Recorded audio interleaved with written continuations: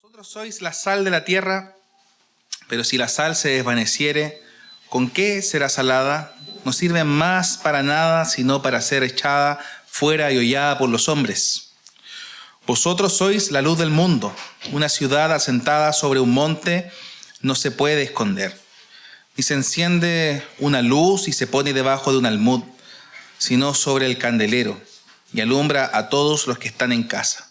Así alumbre vuestra luz delante de los hombres, para que vean vuestras buenas obras y glorifiquen a vuestro Padre que está en los cielos.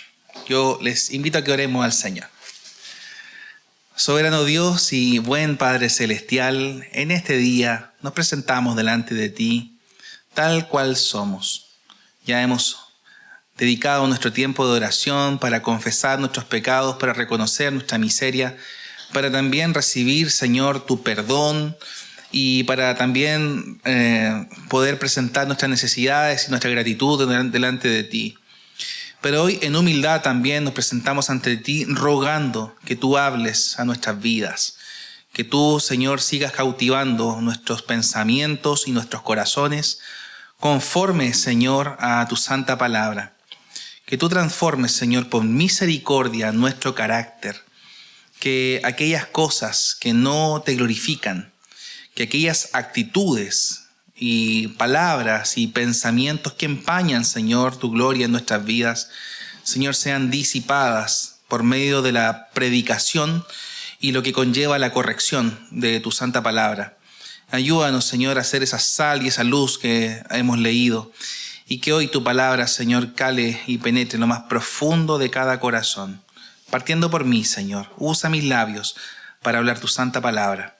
Oramos en el nombre de Jesús. Amén. Y amén. ¿Cómo es vivir sin luz? ¿Cómo es vivir sin sal? Después de este temporal, un grupo importante de santiaguinos o chilenos tuvieron las consecuencias de lo que significa vivir sin luz. Familias con 11 días sin luz y hasta el día de hoy no ha vuelto del todo bien. ¿Cómo es vivir sin sal? Desagradable. Sobre todo los parrilleros lo notarán, ¿cierto? Aquellos que se dedican a la cocina, los chefs, los cocineros sabrán lo que significa el carecer de sal. Podemos carecer de muchos condimentos, pero la sal no puede faltar. Bueno, cuando nos dedicamos a profundizar en cualquier texto literario en el castellano, debemos intentar notar el significado de las palabras. Hace un rato tuvieron ocasión en la escuela dominical de meditar en lo que significa ser el primogénito. Sin embargo, esta expresión yo recuerdo que se utilizaba en la conversación y tenía que ver con que algunos lo definen como el primer ser creado o como el primer creado. Pero la definición griega nos da un sentido bien interesante al respecto. Protótokos es la traducción de primogénito en castellano griega y significa literalmente no aquel primer ser creado, sino aquel primero en autoridad. Protótokos, el primero en autoridad, en creación para el primer hombre que trae el mundo a existencia, el hombre que trae el mundo a existencia para ejercer sobre ella dominio y autoridad. Esto es lo que define Colosenses capítulo 1, versículo 15. Él es la imagen del Dios invisible, el primogénito o el protótoco, ¿cierto?, de toda creación. Pues bien, aquí nosotros nos presentamos ante un texto que define al creyente, al discípulo de Cristo como sal y también como luz. Y estas dos expresiones me gustaría destacarlas, toda vez que es probable que aquellos que son más pequeños o aquellos que son más grandes alguna vez hayan sido, por ejemplo, alumnos. ¿Usted ha sido alumno alguna vez? ¿Alumno o alumna? Claro, ha sido alumno, ha sido aprendiz, ha sido estudiante, todas expresiones sinónimas. Sin embargo, como indicaba hace un momento, todas las palabras tienen una raíz y un significado. No solamente desde el punto de vista etimológico, que es la raíz de la palabra, sino también desde su punto de vista del uso cotidiano de las palabras. El uso cotidiano es importante destacar. Y si usted ha sido alumno, probablemente lo haya sido en el contexto de lo que define la educación jesuita desde hace un tiempo a esta parte. Esto lo define los eruditos de la educación desde la perspectiva jesuita, que concibe al estudiante o al aprendiz como un ignorante que no tiene conocimiento ni pensamientos previos, sobre el cual no recae ningún tipo de luz y que necesita ser alumbrado por la máxima autoridad, que es el maestro. El maestro es el iluminado, el alumno, literalmente la expresión latina a, el prefijo a, sin, luminis, luz. Interesante, el alumno es el sin luz y el maestro es el iluminado, el que viene a traer luz a este alumno. Eso trae plena distorsión con los pensamientos pedagógicos y educativos contemporáneos que conciben al aprendiz o al estudiante como alguien que tiene conocimientos previos sobre el cual se debe construir aprendizaje. O sea, hay un famoso pedagogo, Ausubel, estaría en completa oposición con los alumnos que decíamos hace un ratito. Bueno, esta expresión alumno significa sin conocimiento previo, sin luz previa, aquel que necesita ser iluminado por alguien. Nosotros, en ese sentido, no somos aquellos que han sido llamados a una luz, aunque en un sentido sí, toda vez que todo el que no tiene a Cristo Jesús en su corazón carece de luz. Por tanto, es definitoriamente un alumno que necesita ser iluminado por nuestra autoridad, que es el Señor Jesús, quien ha de traer luz al corazón del creyente.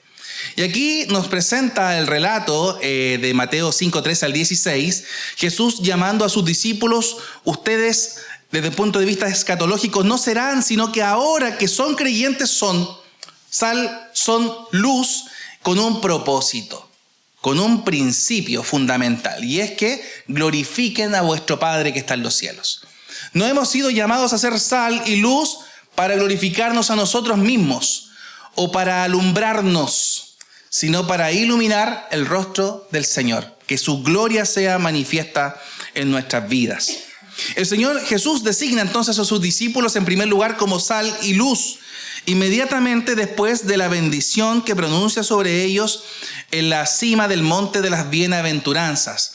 Después de decirles a ellos: bienaventurados son todos, con las características que indica, les dice: ahora ustedes son sal y luz del mundo.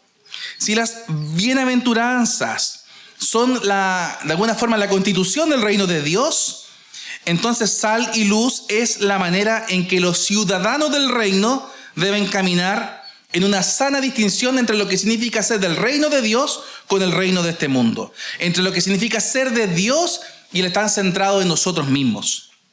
Los cristianos entienden la sal de la tierra como una de las metáforas maestras de una relación con la sociedad humana en general. Cuando se habla del testimonio de la iglesia con respecto al mundo incrédulo, nuestro llamado como ser sal y luz es a menudo una de las primeras identificaciones que esto evoca. La iglesia cumple su llamado como sal de la tierra al servir como el sabor del reino de Dios. Y al hacerlo, el cuerpo de Cristo invita al mundo a lo que significa la fiesta del reino de Dios. Vengan al Señor, conozcan al Señor, para lo cual el Señor usa a su pueblo para ese llamado. Por lo tanto, todo este hecho de ser de Dios, de ser del reino de Dios, un agente del reino de Dios, involucra un testimonio, no solamente en lo que significa la metáfora de la luz, sino en la realidad de un impacto en el mundo incrédulo, que no conoce al Señor y Salvador, para que ellos, que no conocen al Salvador, le conozcan como usted y yo le hemos conocido, para que así como usted con su testimonio glorifica al Señor, ellos, al conocer a Cristo el Señor, también le glorifiquen a Él. En Mateo 5, la palabra sal no se refiere a un sabor o condimento que los creyentes aportan a la vida humana y a la sociedad, sino que debe entenderse como el comienzo de un banquete espiritual, como el anticipo que encuentra el reino de Cristo en la tierra. Al igual que en la Escritura se demuestran las granadas, los higos, las uvas que los espías trajeron a Israel en el desierto. La comunión de los creyentes en la vida, hoy como la sal de la tierra, es una experiencia anticipada de la plenitud del reino de Dios en el futuro. La sal, si lo leen conmigo el versículo 13 y lo que representa en primer lugar y a lo que nos llamó el Señor a ser sal de la tierra, tiene distintas cualidades y características en la Escritura. Y le leemos junto el versículo 13. vosotros sois la sal de la tierra, pero si la sal se desvaneciere, ¿con qué será salada? No sirve más para nada, sino para ser echada fuera y hollada por los hombres. La sal tiene diferentes funciones, pero el respecto particular de la sal al que se refiere Jesús aquí es su sabor. Específicamente, si la sal pierde su sabor o si se desvaneciere en el sentido del sabor. Toda vez que la sal en la antigüedad no solamente era usada para sazonar, sino también para preservar las cosas, los alimentos. Donde no había refrigerador, donde no había congeladora, la sal era muy útil para eso. De hecho, era tan valiosa que antiguamente las cosas se compraban y se pagaban con sal. Y los que trabajaban recibían sus salarios, que eran con sacos de sal. Así se pagaban las cosas, no con dinero necesariamente. Durante un tiempo importante fue con sacos de sal. Si el peligro es que la sal pierda su sabor, aquí en este caso particular, por implicación el Señor está ordenando a los discípulos a que mantengan y preserven ese sabor distintivo del reino de Dios. ¿Cuál es ese sabor? Continuar andando en el camino de la bienaventuranza que les había dicho versículos antes. Esta es la manera de exhibir la vida de la sal del reino del Señor. Los discípulos, por tanto, aquí son una prueba distintiva y también positiva de que el reino de Dios no es una realidad abstracta, sino una realidad in situ en el mundo. Es precisamente en su calidad de ser pobres en espíritu, de ser los que lloran, de ser los mansos, los que tienen hambre y sed de justicia, los misericordiosos, los limpios de corazón, los pacificadores y los perseguidos, como se leía antes en los versículos anteriores y que ya se ha predicado los últimos 2 domingos, que los seguidores de Jesús ahora son sal y luz. Por tanto, aquí tenemos una invitación implícita contenida en esta imagen de la sal. Mientras las naciones están siendo discipuladas, como se estipula en Mateo 28, 19, vayan y hagan discípulos a las naciones, participan también de la vida de sal de este nuevo orden inaugurado por el Señor Jesús. Ahora, junto con la imagen de la lámpara, la sal es un llamado a la comunidad de creyentes para que den testimonio del Evangelio en medio de un mundo que todavía se opone a él, viviendo una vida en conformidad no con las instrucciones del judaísmo, sino ahora con las instrucciones del Señor Jesús. Independiente de que el Señor Jesús dijo expresamente, yo no he venido para abolir la ley, sino para cumplirla, seguían como instrucciones divinas los mandamientos de los hombres. Y si algo que Jesús vino a confrontar con los judíos de su tiempo, fariseos, saduceos y escribas, tenía que ver justamente con la imposición de las interpretaciones de los judíos para los creyentes del Nuevo Testamento. El sabor de la sal será ahora practicar la justicia que excede a la justicia de los fariseos. El Señor Jesús, 7 versículos más adelante, en el versículo 20 lo dice así: porque os digo que si vuestra justicia no fuera mayor que la de los escribas y fariseos, no entraréis en el reino de los cielos. Y uno pudiese pensar, ¿en qué sentido el Señor Jesús dice eso? Si vuestra justicia no fuese mayor. Primero, porque los fariseos confiaban en su propia justicia. Porque los fariseos pensaban que con el cumplimiento irrestricto de los mandamientos que ellos consideraban como más importantes, sin apartar sus corazones para el Señor, tenían su salvación de alguna forma asegurada. La realidad del Evangelio consiste en confrontar lo que significa la justicia de Dios con nuestra propia justicia. Con el hecho de creer que por nuestras buenas obras, por nuestras buenas actitudes, por nuestros aparentes buenos pensamientos y deseos para los demás, el Señor ha de tener favor con nosotros. Si eso fuese así, no hay ninguna razón para que Cristo Jesús hubiese venido a morir por los pecadores. Si es que las personas pueden salvarse a sí mismos, ¿para qué vino el Señor Jesús? Si las personas pueden confiar en su propia justicia, ¿con qué sentido el Señor derramó su sangre por los pecadores? Justamente es por el hecho de que no nos podemos salvar a nosotros mismos que el Señor Jesús nos salvó y demostró su amor al morir en la cruz por usted y por mí, por nuestros pecados, clavados esas manos y esos pies, esa corona de espinas y esa lanza en su costado, es un acto de amor, pero es un acto de perfecta justicia. La maldad tenía que ser castigada. Y fue el justo por los injustos, quien fue a la cruz por nosotros. Esto que estamos leyendo aquí respecto de la sal y la luz encaja con uno de los temas más amplios del Sermón del Monte, hermanos, que el reino de Dios está inaugurado en conformidad con la ley y los profetas del Antiguo Testamento. Ya que el Señor Jesús viene a cumplirlos y no a abolirlos, al mismo tiempo este reino reemplaza esta expresión anterior del reino de Dios, tal como se reveló en el monte Sinaí. El pueblo de Israel no tuvo forma de llegar delante de la presencia del Señor manifestándose justos, por cuanto no podían ni tenían ninguna alternativa de salvarse a sí mismos, sino era por la esperanza en el Mesías, en el Señor. Aquí el Señor aparentemente manifiesta un fracaso de Israel en mantener una fidelidad del pacto con Dios. Este orden de las bienaventuranzas manifiestas aquí, la advertencia dada en Mateo 5:13, reflejan la oración de restauración que el salmista indicaba en el Salmo 85. Oigamos lo que Dios el Señor hablará, porque hablará paz a su pueblo, a sus santos, pero que no vuelvan a la necedad. Dice el versículo 13, si la sal se desvaneciere, ¿con qué se volverá a sazonar? No sirve más para nada, sino para ser echada afuera y pisoteada por los hombres. Y uno se pone a pensar a expresiones como sal, sazonar, hombres, pisotear. ¿Qué tiene que ver esto con la necedad? Y el asunto tiene que ver completo y absolutamente, toda vez que la raíz de la expresión sazonar o sal está directamente relacionada con lo que significa la necedad. Dice Mateo 3:10, 2 capítulos antes, si ya también el hacha está puesta a la raíz de los árboles, por tanto todo árbol que no da buen fruto es cortado y echado en el fuego. El Señor Jesús profetiza acerca de Jerusalén incrédula y sus habitantes que habían rechazado definitivamente sus palabras. Dice Lucas, caerán a filo de espada y serán llevados cautivos a todas las naciones, y Jerusalén será pisoteada por los gentiles hasta que los tiempos de los gentiles se cumplan. Más adelante aquí, Mateo, Jesús enseña en parábolas y compara el reino de los cielos con un rey que hizo un banquete de bodas para su hijo y envió a su siervo a llamar a los convidados a la boda, pero no habían querido venir.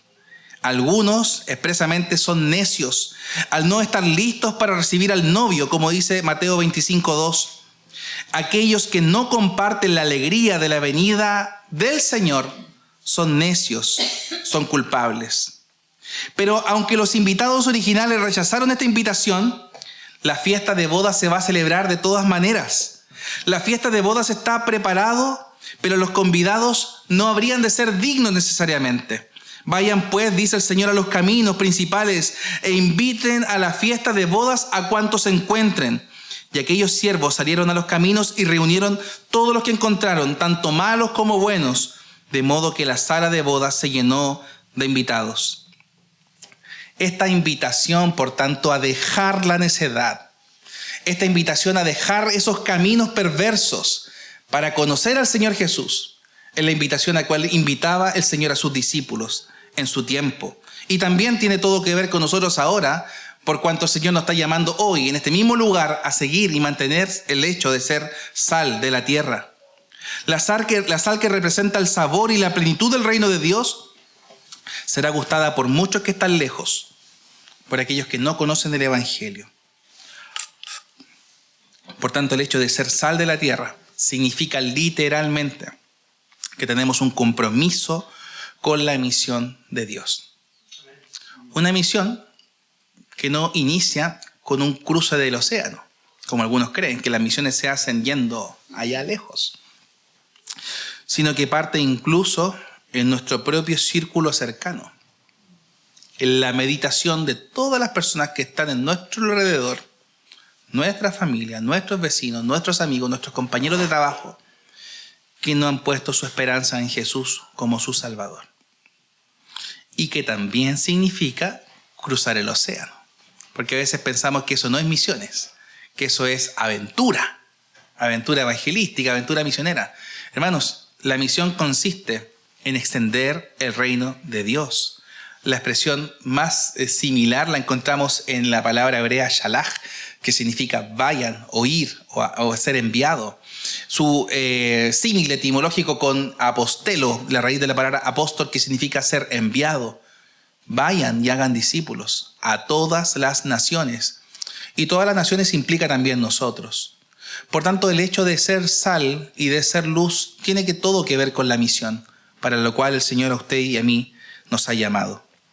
Hermanos, el Señor nos ha llamado a ser sal y luz en lo que respecta al testimonio de los de afuera, en lo que respecta al testimonio de los incrédulos. Por tanto, la influencia cultural y social no siempre puede ser un barómetro de la salinidad que se prescribe en Mateo 5:13. En la medida en que la iglesia sea fiel en hacer discípulos a las naciones, bautizándolos en el nombre del Padre, del Hijo y del Espíritu Santo, y enseñándoles que guarden todas las cosas que les he mandado, ahí el sabor incomparable del reino de Dios, con el mismo Salvador que es Rey, estará presente hasta el fin de los tiempos. Ese compromiso de ser sal implica e involucra el anuncio. Sal y luz significa testimonio con mi vida, y eso significa presentar el evangelio de la salvación. Hay una autora interesante, de libros muy interesantes, que es publicada por la editorial Jukum, de nombre Landa Kopp. Tiene un libro que me parece importante que lo pudiesen revisar cuando tengan ocasión. Se llama La transformación social y política desde el Antiguo Testamento. Y ella refiere, entre otras cosas, a lo que significa el evangelio de salvación, distinguiéndolo del evangelio del reino de Dios. El evangelio como hilo conductor, sin embargo, el evangelio de salvación tiene que ver con la proclamación de la realidad pecaminosa y el arrepentimiento de los pecados para volverse al Señor. Sin embargo, el evangelio impacta el corazón del incrédulo para renovarlo, para hacerlo nuevo en torno a la obra poderosa del Espíritu Santo en el creyente, siempre y cuando haya nacido de nuevo. Pero eso tiene muchas implicaciones en la vida más adelante. El hecho de haber alcanzado salvación en un momento de nuestra historia no significa que desde ahora en adelante no haya nada más que hacer. Hasta el fin, hasta que el Señor nos lleve, tenemos tarea por delante. Y en eso consiste el reino de Dios, involucrarnos donde Dios nos lleve, buscar su reino y su justicia para que todas las otras cosas vengan por añadidura. Hermanos, somos llamados a compartir el evangelio.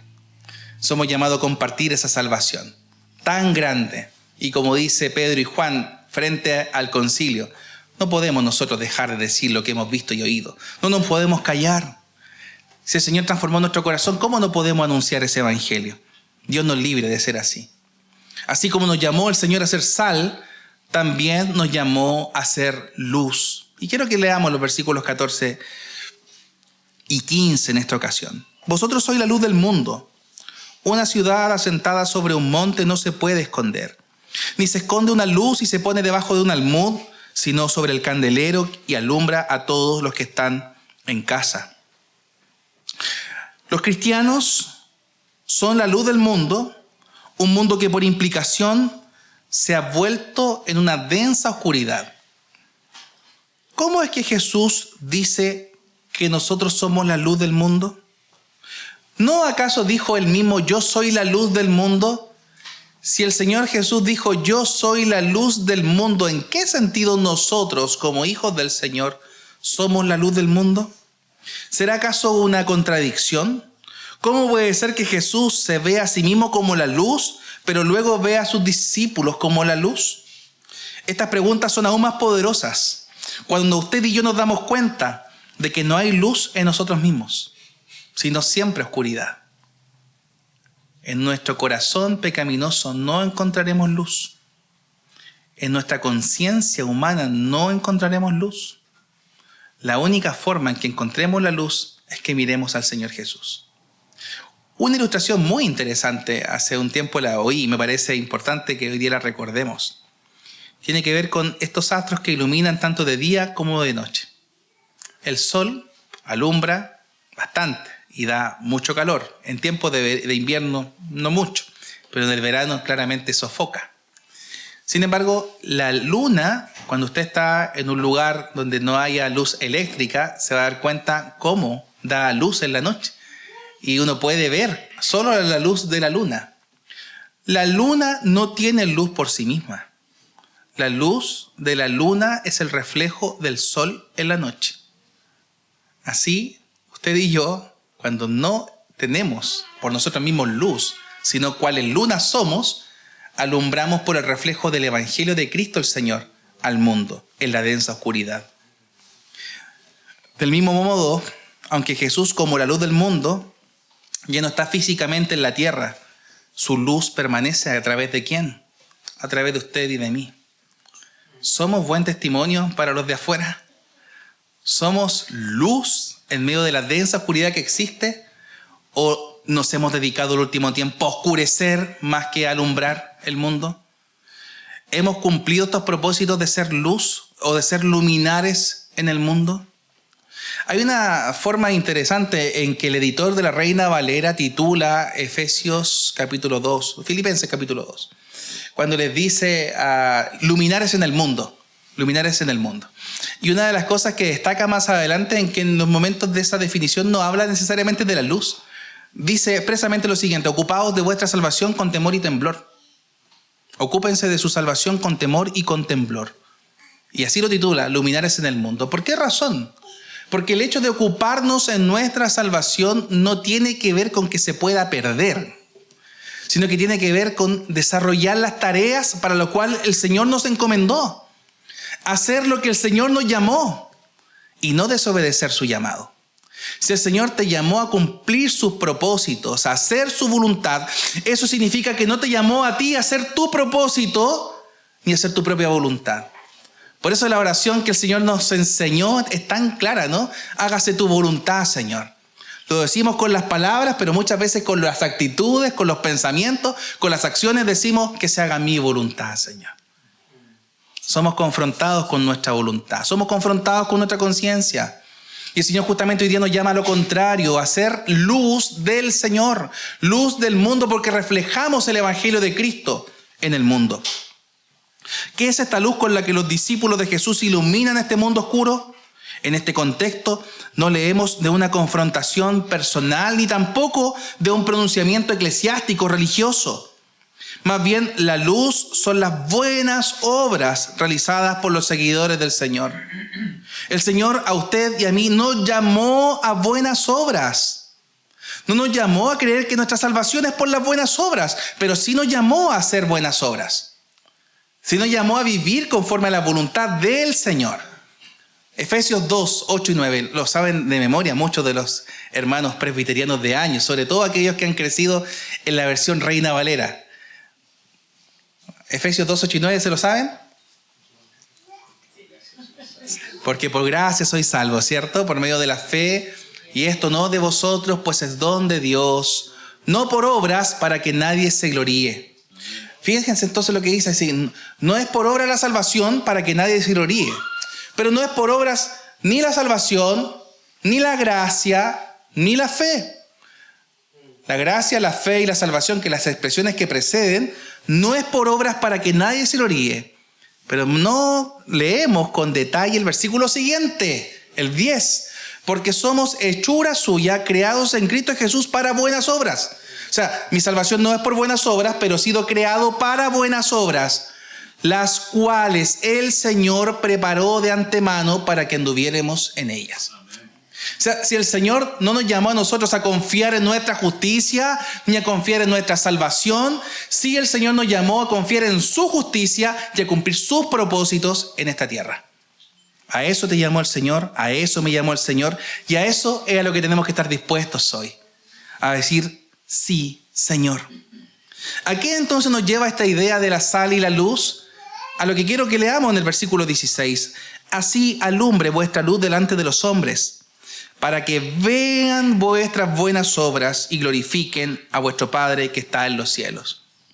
El hecho de ser sal y luz como punto 1 y 2 conlleva este tercer punto, la gloria de Dios. ¿Cuál es el fin principal? Glorificar a Dios y el goce y gozar de Él para siempre.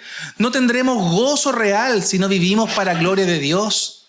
No experimentaremos plenitud de vida si la gloria de Dios no se manifiesta en nuestras propias vidas, con nuestro testimonio, con nuestras actitudes, pero también con la proclamación del Evangelio. Alguien dijo antiguamente, predica, predica, y si te es necesario, abre la boca.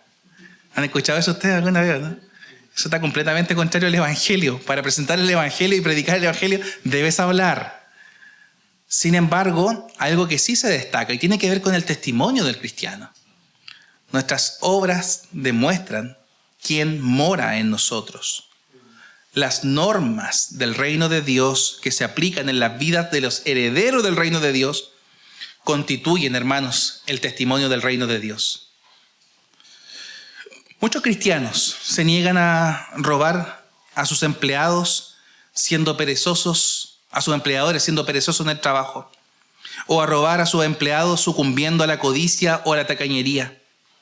Son los primeros, los cristianos verdaderos, en ayudar a un colega en dificultad, o los últimos en responder con una mala disposición o con una mala actitud. Desean honestamente el avance de los intereses del otro y honestamente les desagrada el humor obsceno. Transparentes en su honestidad y genuinos en su preocupación. Mansos en su comportamiento personal, pero valientes en sus acciones justas. Hermanos, las normas del reino de Dios puestas en práctica en la vida de quienes somos herederos del reino de Dios constituyen el testimonio del reino. Y ese testimonio, hermanos, amados, es a lo que el Señor nos llamó. Sal y luz para la gloria de Dios. Esta metáfora de sal y luz que Jesús usó tiene mucho que enseñarnos también sobre nuestras responsabilidades cristianas en el mundo de hoy. Nuestra influencia en el mundo depende del hecho de que seamos sal y luz. Y depende mucho también de cómo está siendo moldeado nuestro carácter. Hemos sido llamados a ser influencia en el mundo. Pero la pregunta que tengo para ti hoy, ¿quién te está influenciando a ti? ¿De dónde estás recibiendo consejo? ¿Estás siendo diligente en buscar el rostro del Señor diariamente? ¿O tu consejo lo recibes del gurú de turno, de lo que dice la televisión, los medios de comunicación, del libro interesante de un gran filósofo? ¿Es la palabra del Señor tu prioridad? ¿Estás recibiendo el consejo de Cristo el Señor? ¿Es tu maestro? ¿Es tu Señor? ¿Le dices Señor, pero estás señoreando tu corazón? ¿Está entronizado en el trono de tu corazón? ¿O está tu propio ego entronizado ahí? Jesús ofrece a su pueblo los inmensos privilegios de ser sal y luz del mundo, solo si viven de acuerdo a las bienaventuranzas que han sido predicadas. Hermanos, esta es la forma en que Dios es glorificado. Aquí, en los comienzos del ministerio de Jesús, Jesús dice a sus discípulos que si dejan que su luz alumbre, de modo que vean sus buenas obras, su Padre Celestial que está en los cielos será glorificado. Al final del ministerio del Señor Jesús, en el aposento alto, Él expresaría la misma verdad en términos similares. En esto, dice el Señor, he glorificado a mi Padre, en que llevéis mucho fruto y seáis así mis discípulos. Hoy hemos sido llamados a dar fruto, a que nuestra pasada manera de vivir sea trastornada por nuestra vida victoriosa en Cristo Jesús. Porque el Señor, si usted lo llamó a algo, es a que viva una vida y la viva en abundancia. Y la vida en abundancia se experimenta cuando somos moldeados por el Señor. Cuando somos enseñados por el Señor y también cuando somos corregidos por el Señor. Y que esa corrección la recibamos con la cabeza agacha. Que dejemos toda altivez. Que dejemos toda soberbia. Corazones tosudos el Señor no quiere. El corazón contrito y humillado no despreciará al Señor, dice el Salmo 51. Así nuestra espiritualidad, el Señor nos ha llamado a ser sal y a ser luz para gloria del Señor, que se traduce, hermanos, en una vida moldeada, en un carácter moldeado por Él, que se experimenta en una vida de oración, que se experimenta recibiendo su ejemplo para nosotros también ser ejemplo, que se manifiesta en la verdad del Evangelio en nuestra vida y en el testimonio en la proclamación de ese evangelio y que también en nuestra realidad cotidiana, en la solidaridad, en el amor, en el cuidado de otros. A eso nos llamó el Señor.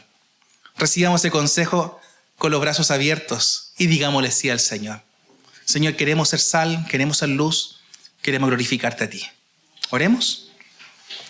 Gracias te doy hoy, Señor, por meditar junto a mis hermanos en tu palabra santa. Gracias, Señor, por llamarnos a ser tuyos, a ser de ti.